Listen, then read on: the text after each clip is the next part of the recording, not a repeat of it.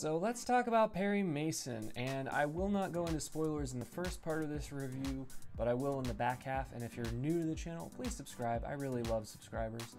So getting into my thoughts on the first episode of Perry Mason. Now, I was super stoked for this mainly because I'm a huge Matthew Rhys fan, and I like this type of show. You can go to Wikipedia if you want, like, what type of show it is and watch the trailer or whatever. I'm not going to bore you with those details, but essentially it's, it's very similar in a lot of ways to another show that's on TV right now, which is Penny Dreadful City of Angels, because they're both kind of taking a page out of Chinatown's book. They're both set in Los Angeles in the 30s. This one is kind of pivoting away from World War II because it's set in 32, which is, significantly before the Second World War. And like I said, I was super excited about this because of Matthew Rhys, and I like this type of show. And quite honestly, I didn't find it disappointing at all, but I think that I could understand why someone else wouldn't be interested in this. And I think that part of the reason for that is that when True Detective, which this is written by a True Detective scribe, or at least he was attached to it at the beginning. I think he eventually moved away to other projects. But when this was originally started, it was from a True Detective scribe. And I know this is the lazy comparison because I don't actually think that every detective show with a really dark and disturbing plot should be compared to True Detective, but I think HBO clearly wants people to see this as the new True Detective. And when True Detective arrived on the scene, it was interesting because people basically said, wow, it's so cool that we have these great actors on this show, but the plot is kind of vague, and it all seems unremittingly dark, and almost like to such an extent that you would just think it was almost a parody of dark, gritty detective shows. And I liked True Detective. I'm not saying I didn't, but I definitely understand the people who are like, we have too many of these types of shows already. But I think a lot of us are in another camp, which is there aren't enough of these types of shows. And you probably know which camp you fall into if you fall into a camp. You might be somewhere in between. But if you're the type of person who's like another dark anti-hero detective story with really, really dark, disturbing content, this might not be your cup of tea. But for me, it's really well done. HBO nails the production values as you would expect them to. And I feel like it just has a lot more style, and it has a lot more to show on an episodic basis so far, just with this one episode, obviously not a lot to judge by, than most of these types of shows do. Now, that said, whether or not this ends up being a good show is going to depend a lot more on the weekly basis. Like, you can enjoy a show for one episode and then find that it just doesn't have a whole lot in the tank.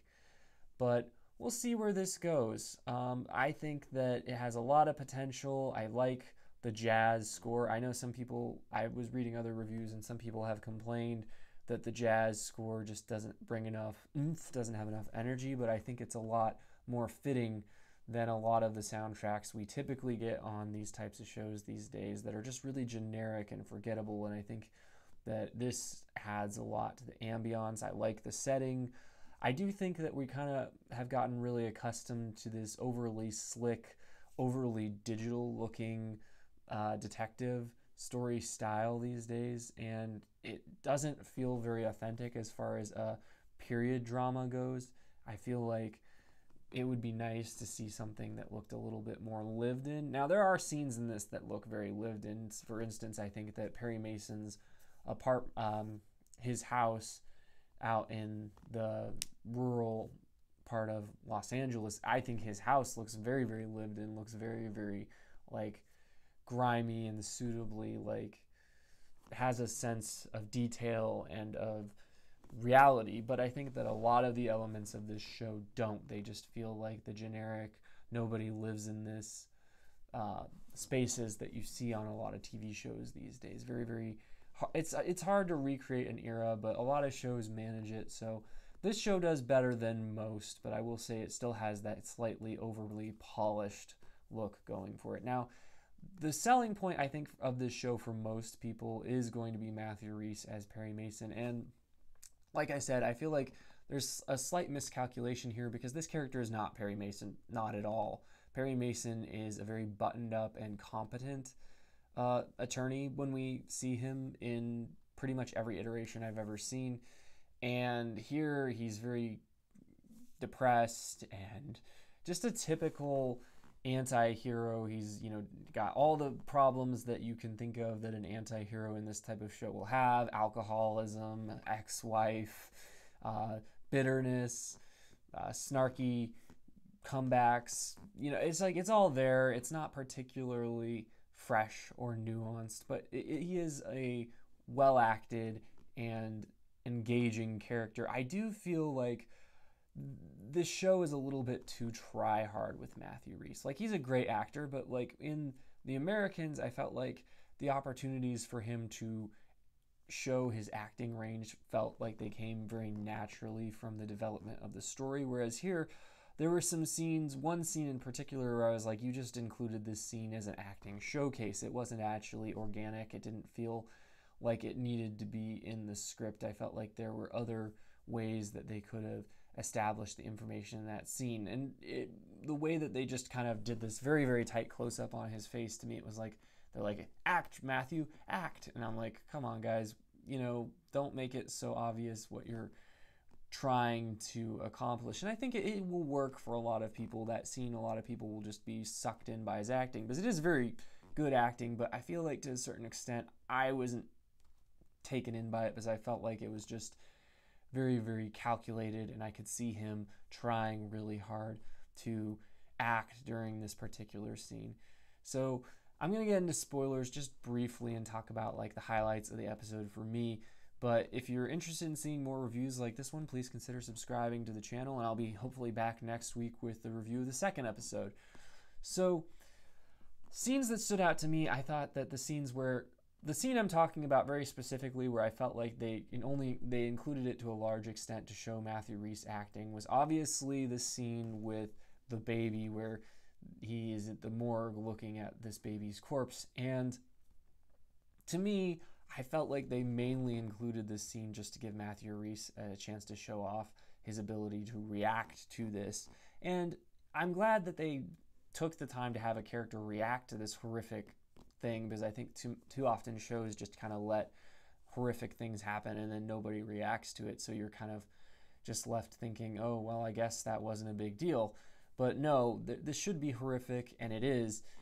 I personally am a little bit put off by how dark this show has chosen to be. I mean, like True Detective before it, I think that it goes places it doesn't really need to.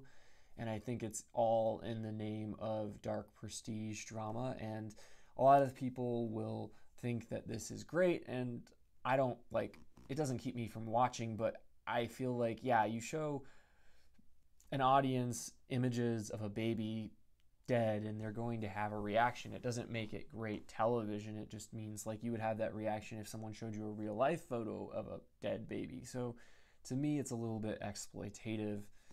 And we have all the typical HBO trappings. There's a couple of pretty graphic sexual scenes, and to me, they didn't feel organic. They felt like they were included, again, for shock value's sake. And most of this show feels pretty buttoned up and period appropriate, but those particular scenes stood out to me as feeling like, okay, we're just trying to get the HBO audience, give them what they want. And, I'm not, like I said, I'm not going to turn away from the show because of it, but I do think that it just didn't seem necessary or particularly like something that was organic. I really, really like Matthew Rhys in this role. There were certain scenes where his acting really stood out to me. Again, I don't know why they called the character Perry Mason. It's not Perry Mason, but I do think Matthew Rhys is giving as good a performance as we got from any of the actors to play a character in True Detective. He's very just phenomenal. His perfect American accent being the least of the things that he's doing here, and I'm really super stoked to see him given this lead role, and when he's typically been kind of in supporting roles or in a co-pilot position. So this episode gave him a lot of opportunities to do good things. I really am interested in a lot of these characters, but they haven't really had a chance to shine yet. John Lithgow, I love him as an actor. I'll watch anything with him in it and enjoy it. Hasn't really had a lot of opportunities to show off what they're doing with the character yet. But we also have Juliet Rylance, who is also very talented. I've enjoyed her in everything from The Nick to Boardwalk Empire, and here she is playing Della from the original Perry Mason series. But again, not sure how much in common she actually has with that character. It seems like they're going to take her in a different direction. But there's a lot of great actors in this cast. I do feel like the villains don't seem that intriguing so far. Like, we have this person show up at this apartment and kill all these people that took part in this vicious kidnapping and murder with him. And he kills them all, and it was an interesting scene. But he definitely seemed like just like the most stereotypical villain actor, and I feel like stereotypical villain actors are just kind of boring. Like, the minute you see him, you're like, that's a bad guy. And just the way he played the scene was just kind of over the top villainous, and just the casual way he follows the characters and shoots them down. It was just kind of stereotypical, not really particularly enthralling. Although I did find the scene very tense, and I was really like worried for the third man who was trying to escape, although I don't really know why I bother caring about him, since he is a child murderer. But I also really thought that a scene that stood out this episode was the scene at the party with the Hollywood atmosphere, and you kind of see the Hollywood fakery and the snow.